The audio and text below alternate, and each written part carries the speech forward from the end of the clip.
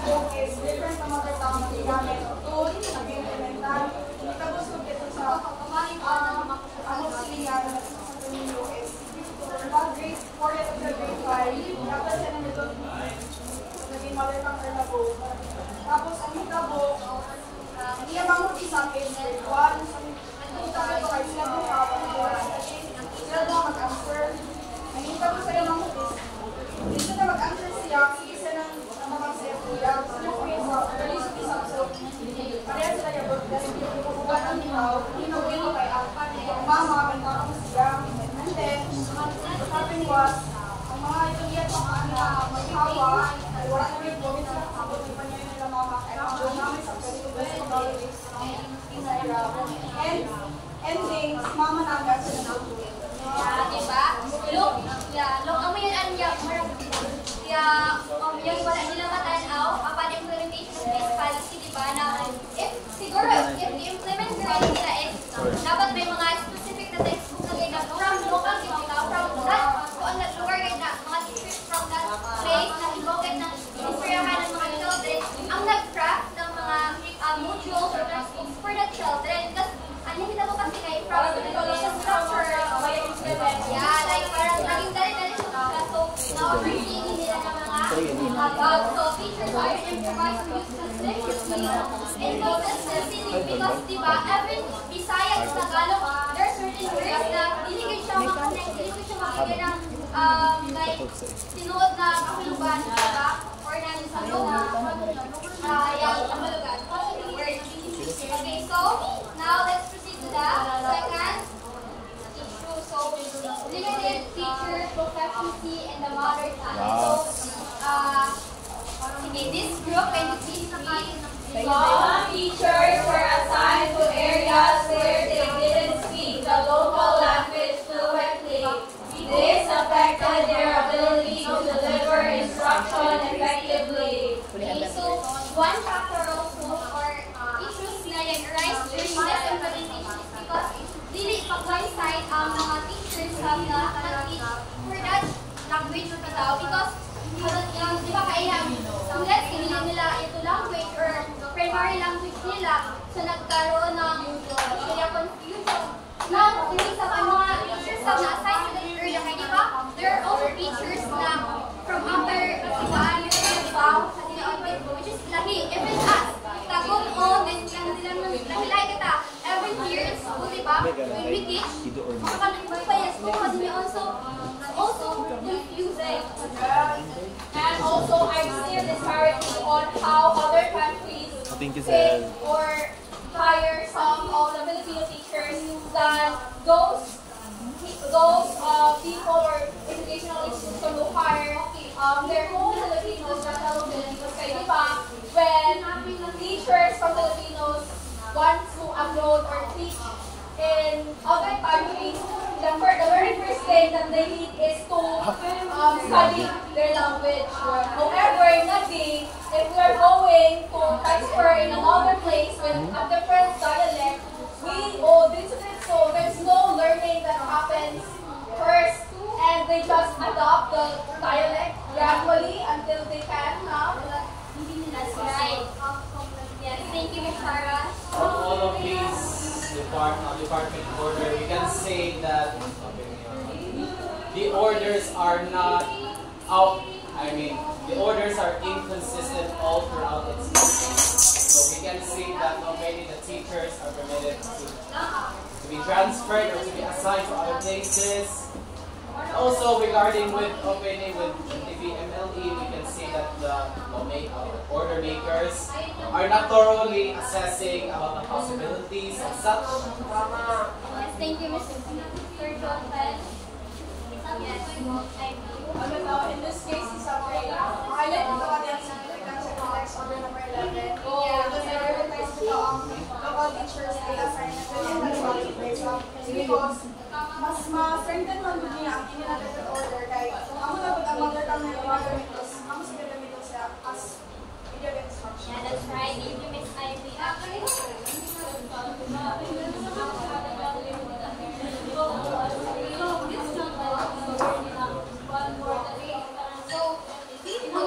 sabi dito sa walang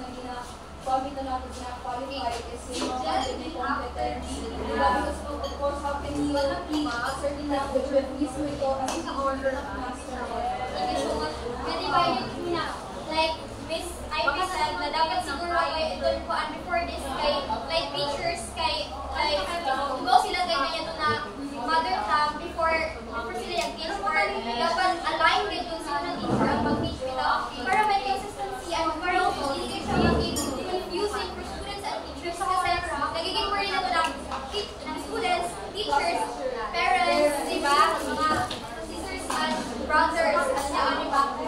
So personally kayo, yes, kasi naranasan natin yung mag-teach sa atong mga university tao kasi hindi nila maintindihan, which is very crucial because di ba, primary or pre-primary ng mga years is nga na mag-establish yun ang learning ng mga bata, which is if dili mo sila mag-ipukan, dili mo sila wala nang about sa certain topics, certain issues kay pagpunta ko sila, there's something kuha sa ilang learning.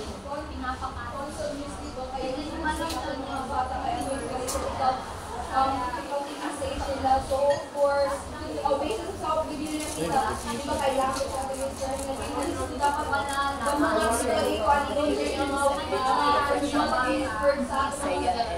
mga learners sila. Yes, po nga din mga may gap na kuhaan natin. Excuse me. Okay, yeah, that's correct. So, everybody clap twice.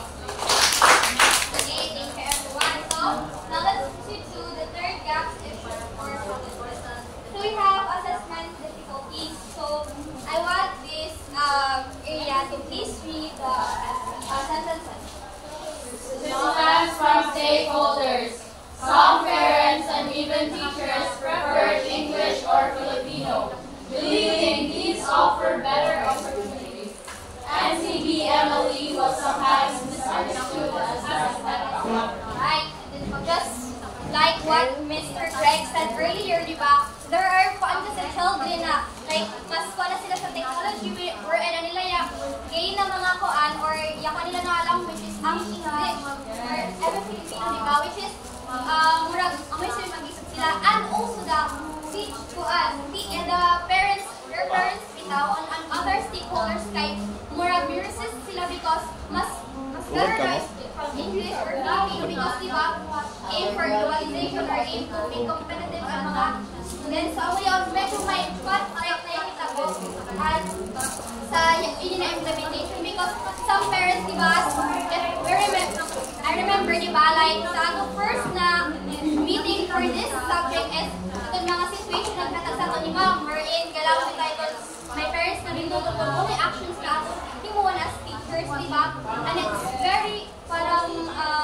confusing po sa ato kung una timon because we cannot neglect also the fact na may effect din talaga sa children, sa learning ng children and there's sa parents isa kanyaon. So, it's just siguro like lang ni ma'am is dapat lang nato like ipaintindi sa atin but this also challenge the policy diba? The resistance of the curriculum. So, siguro, yun sa one thing sa priority nila. The first thing is on the side of lack of move by side guys siya sa unsay mother tongue na sa child. Second is limited na teachers knowledge about that language. Third is that resistance from stakeholders. Next, we have the assessment difficulties. So everybody can please read. Creating standardized assessments in various comparability across regions was issued. Okay, so any insights? Yes,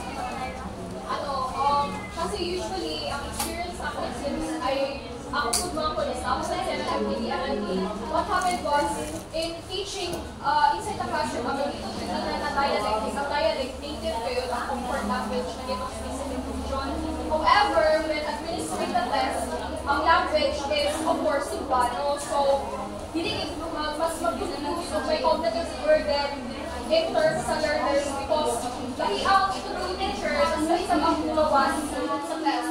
Yes. Thank you, Ms. Tyra. Yes. Another test also is just akin to the learning materials, not all learning materials or text such as textbooks because those textbooks has differentiated, has just a unilateral medium of language which is one, and that somehow raises a difficulty in assessing the students' proficiency in their mother tongue because how can they totally assess their efficiency, the efficiency of this education if the threshold level is not met. Okay, thank you, Ms. Tyra. So, from this, what do you think will happen to students' academic performance or their grades or scores nila? If, decline of an academic performance nila because they get confused, diba? So, ang nila performance is mag-decline in terms of during the summative exams nila because they couldn't some advice they couldn't understand. First, from my sister which is igmanaong ganyan sa ako na mag-exam kayo, parang nag-nose bleeding nag-exam tungkol sa some words, hindi nila masabdan, which would hinder their critical thinking nila kasi hindi nila ma-analyze, hindi nila ma-comprehend well and questions to come up with the correct answers. So yeah. Next, we have Jai. lack of teaching training. So can you please read?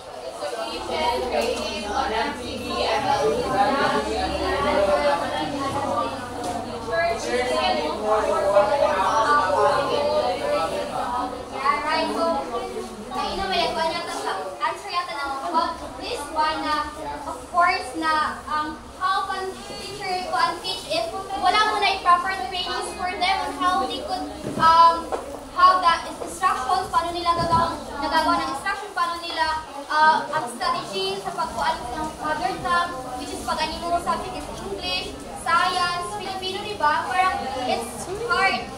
Dagdag pa because some itong regional, ang gigamit na ko is Cebuano, which is hagyan kibalit, tagutong ka, mag-isa siya. So, parang it's hard to create activities, series of activities na mo align sa imo topics or sa imo gusto skills na ipa-develop nimo sa imo students. So overall, what do you think is the parang one kayo, like big gap na yung matabo during this implementation? Or the parang yes, Oversight. Those people who are developing and implementing the developers of the policy and the curriculum itself has overlooked. They oversight.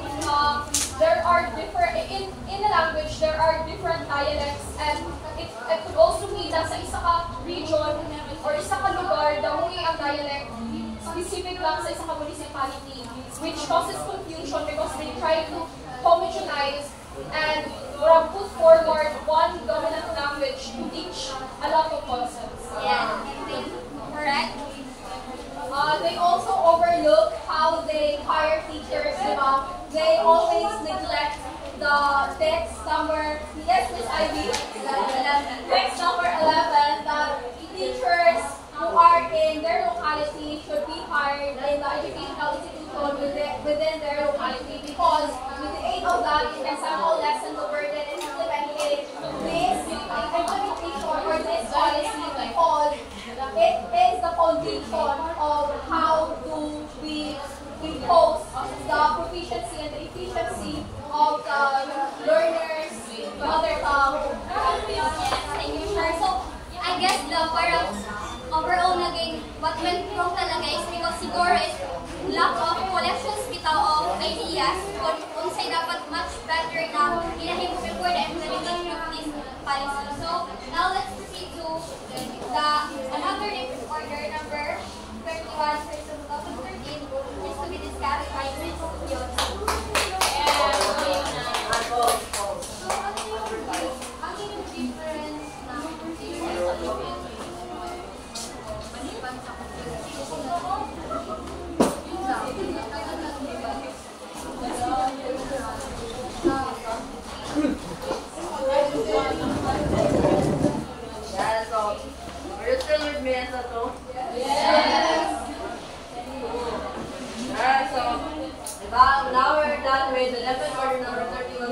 of 2012, let's proceed to another DO, which is same siya number 31 but series of 2013. Now, what do you think na nakapaloob sa ito na DepEd order?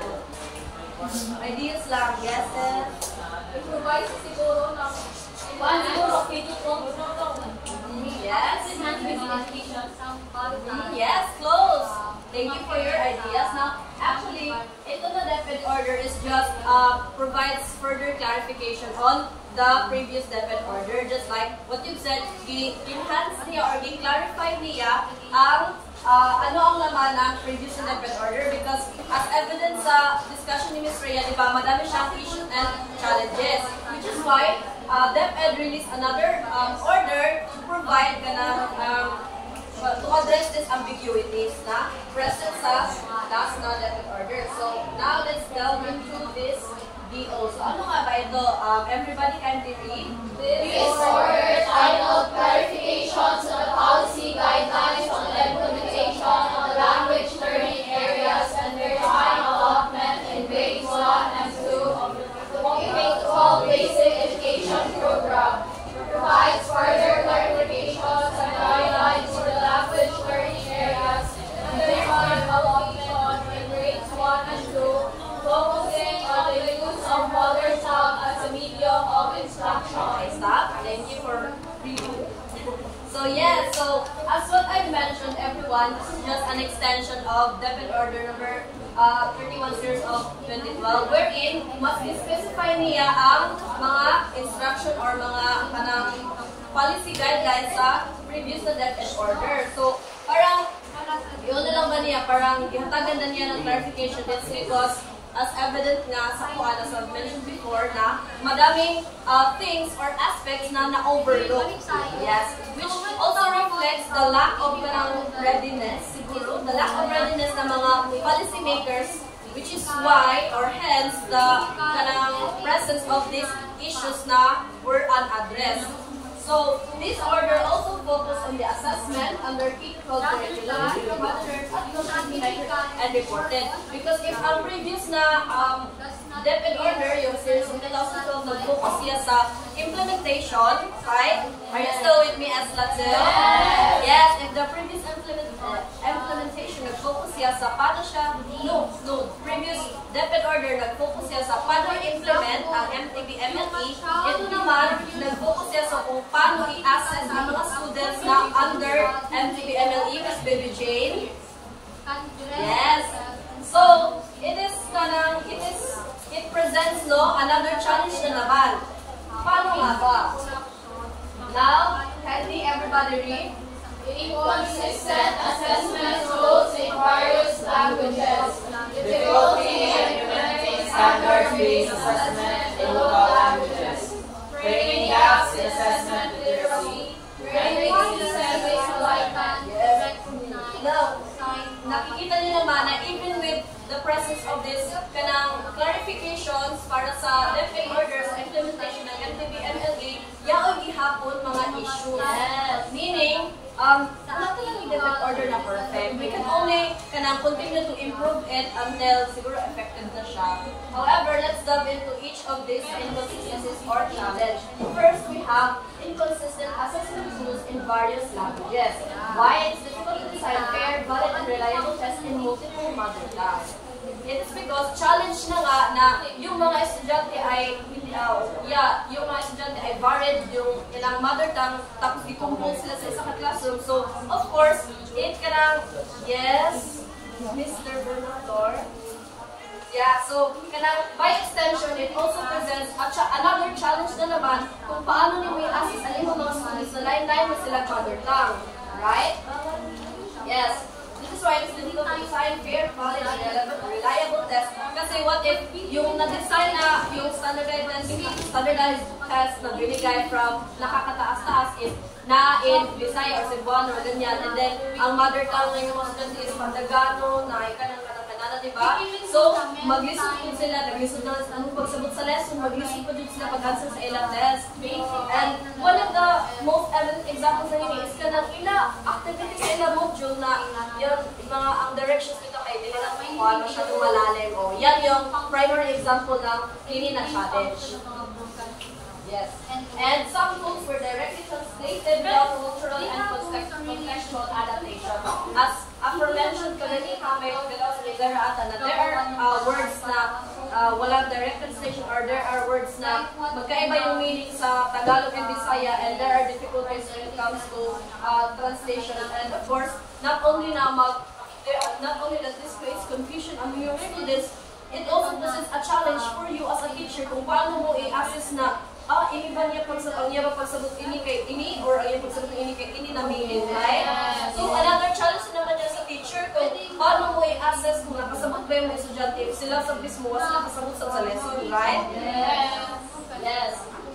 Next, we also have difficulties in implementing standards-based assessment in local languages. Everybody can read. Teachers struggle to align their reading competencies with appropriate mother tongue assessment tools.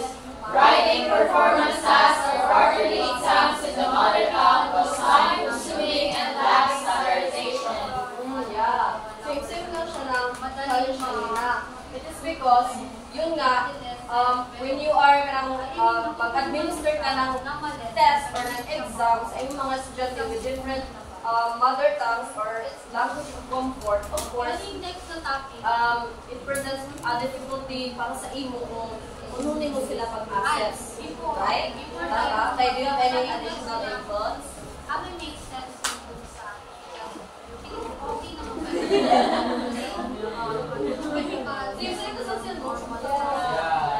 Nalilang kita sa performance task or quarterly exam. Naman tapos time consuming lang standardization. It's because kailangan mo i-align sa kung unudakan. Of course, we should kanang dinisusab na ito, pwede ma-compromise bito na mag-create kita isa-isa kada sa estudyante sa ila mother tongue na kuha, di ba dinisab because it is time consuming. So, para mag-settle na lang kita sa ato language na gamiton sa kung unong majority na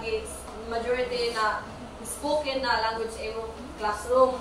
But still, even with this kanang sikidakan bitaw ng kuan, sikidakan na language, Bisaya na even with this concept na bahala na, there is still time constraint and lack of standardization. Kasi while nag-create po ka ng imong teacher-made test, of course, bana-banaon mo, pwede mo na, masabtan, baka nisa akong mga estudyante, di ba, nana? So, another difficulty na po na para sa teacher, which is like, brings us to the conclusion na parang nasasuffer talaga sa debit order ng mga teachers. Yes. I also think that this falls to the pedagogy skills of the teachers and how they create the learning competencies. When the competencies are grown, and they should break it into chunks to make it more digestible to the learners, especially that they are utilizing a mother tongue-based assessment tool. Yes, that's correct. Thank you, Ms. Shara. Now let's proceed to the training gaps in assessment literacy. Everybody kindly read. Building and creating rubrics, formative assessments, and portfolios using the mother tongue. So, ito naman,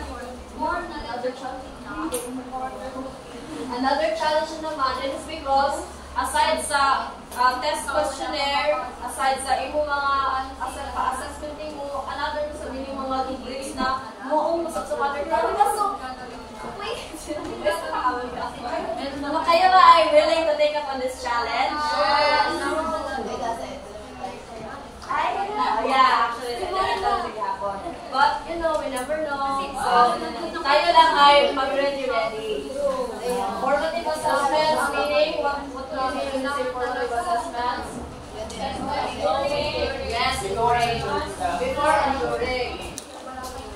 So, this means na yung mga translated na mga assessment na teacher-made, not only katong mga quarterly exams na nakasalit, but also during the class when you are giving or presenting a lesson and then mag-ask ka sa ila, so you use their mother tongue or ila language of comfort, which is like another difficulty na sab kasi may mga student mga na even if ang ila mother tongue Bisaya, ang ila language of comfort is English. Diba? Especially with the advent of technologies like na-mention ko rin sa ito kaina. Diba kay, even if sa ako cousin, ang iya mother tongue, of course, is Tagalog, pero pag when it comes to sa iya learning, ug sa iya mag-answer siya niya mga modules sa iya undahan, mas present niya English, mas makasabot sa English. But however, in accordance with the Federal Order number 31 series of 2013, ginaano magud na ang mother tongue jud ang gamiton. So parang as teachers, of course, sa ato ko is na mo follow jud tayo even if so do you have any other inputs or additions, questions, clarifications? Okay. Now let's proceed. Ito na. Grading system is alignment. Everyone, can we read? Applying a uniform grading system like the 60% was difficult in some learning areas like MTE, LME, as limited resources or different instructional techniques. Yes, it is because ito yung extension ng problem kanina na lack of materials. Because for example, it is unfair man good na to give like hindi failing grade, pero gamay na grado. Sa isa ka child, when they are not or he or she is not proficient in this subject matter, only because itudlo siya in a language na dili niya masabtan. Di ba? For example, okay. For example, let's say, katudlo ka ng something like this na topic like science, like sa yung mga system parts of the body, ganyan. And just because na ang tungkol sa language bitaw na gigamit mo na dili siya makasabot, ang ng reason na gagmay ang niya grado kay di man siya makasabot, so dili siya maka-answer, di ba? Dili siya makakuan. So this creates kanang a discrepancy sa imo sa grading system. And also because kaya nga limited resources and limited instructional dynamics, so wala kang libro na mabibigay sa kanila na gapaluogan ganito ang mga parts sa skeletal system in their language na masabtan nila kay so wala na kanto inibuko di ba din sa gayon. So like there is one great difficulty. Tapos when we say what sa kita, another sa kita na topic is like music, for example, sa kasi sa mapping, di ba? It is unfair na tatagan mo sila ng like 40% na tapoy nila distribution sa grades nila sa written, and then may student din mo na kabalo man siya mo-answer ng kuhan, but just because na ang required na language na gamiton is mother tongue, so di siya kabalo magsulat ng iya thoughts or mag-articulate ng iya thoughts in that language, so of course maapektuhan na niya grade. But it doesn't mean na din siya mahibaw, di ba? It's just that yung language na ginagamit is dili siya comfort, dili siya gusto niya, or dili niya language of comfort, which creates kanang good misalignment. Yes, very good. Yes. So, understood na ba ang gamit ng challenges ko? Ano nga ito pinakauna?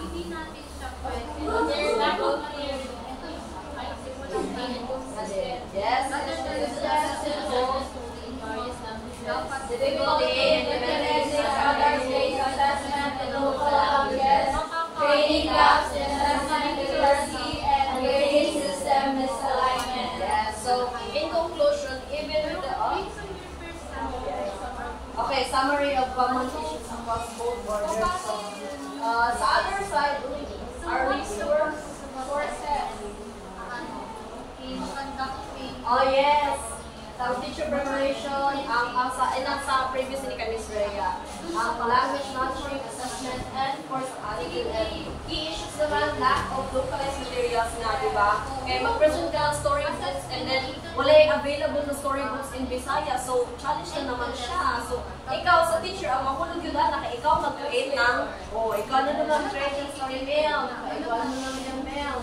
Next, another concerning in both language and pedagogy. Teachers not always fluent in the local mother tongue, especially in Kalina, and lack of standardized tools in all languages, and negative perception towards using local language in formal education, which basically means na kaya nakabatid yung body kasi wala ang mga parent na gano'ng nag-decide na manual instead na makakahin kay balik ko kahit siya to be ganyan, and then nag-decide na mga diba, so challenge siya. So, all in all, Debit Order number 31 series of 2012 na discussed ni Ms. Rhea presents the policy guidelines on the implementation of MTB-MME. However, as ako, Debit Order number 31 series of 2013 nag-present siya ng clarifications, of further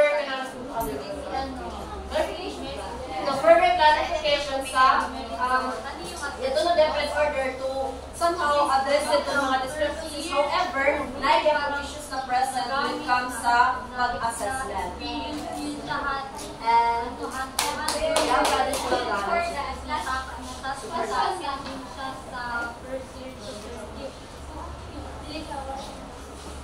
pwede siya so from that learnings na kainan out of this actually this video na so what do you think if you are a teacher or like basi maging diba? Supervisor ano lang what do you think would best solution na could cater this gaps or issues and challenges?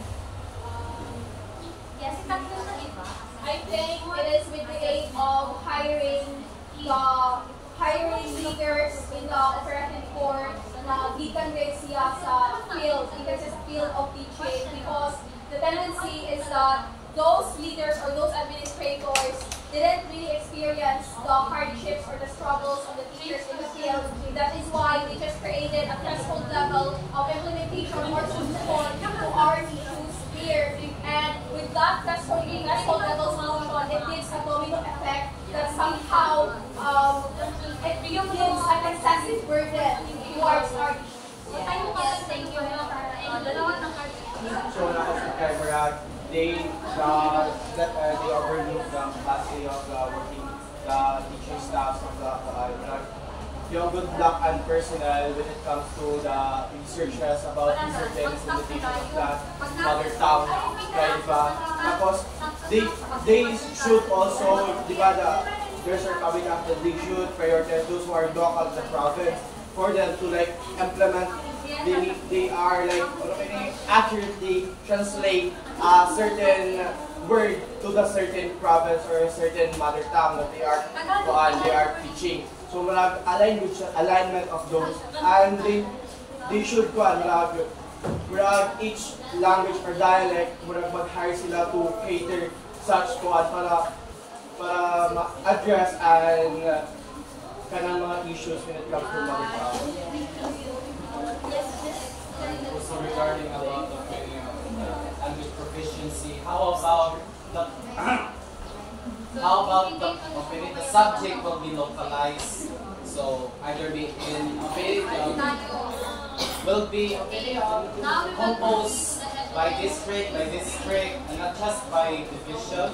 Because in our municipality in San Miguel, there are areas like in Mohonoon who speaks somewhat closely like Cebuano, and also with the San Miguel, I can say that they are much closely related with the Tantaganon dialect. And also, there are so many encouragements, but I can say localized creation or composition of the subject. I think sa mga yung kada school kay yung local region I think maghimong kita ng own nila ng school or in among ginagawa sa school kaya I remember sa taon na basta na ako or kaya yung pangkatlay kong mga teachers sa una gamit nila na gamit nila ang pagkalikod sa akin theory or nato nila ang create nila nila own curriculum pinabas nila ang create nila ang curriculum or in malay na sa theory so why not tulad sa kada region sa kada one by yung sa yung may mga magandang kay para one by ba ang mga topics ang gusto kay masabot kay mga pinag-isip mo tayo so like siguro I think the reason why their ideas fell short because although the government and the DepEd collaborated and made this department orders fell short because they don't give enough support to those people that are implementing this. They lack resources, the support system na ang government should provide like mga trainings and other materials are not adequate enough. So I think if there are just enough resources, it could most Pero overall lesson na ito kuha is that before implementation or mga choices, dapat mag-study din bitaw, like, kailangan magpalit ko na ng mga ideas, collections of ideas, kung sa para siguro may mga ma-offer sila pero mga minimal lang siya. So that ends our discussion. Thank you everyone for listening. Guide ng mga feelings.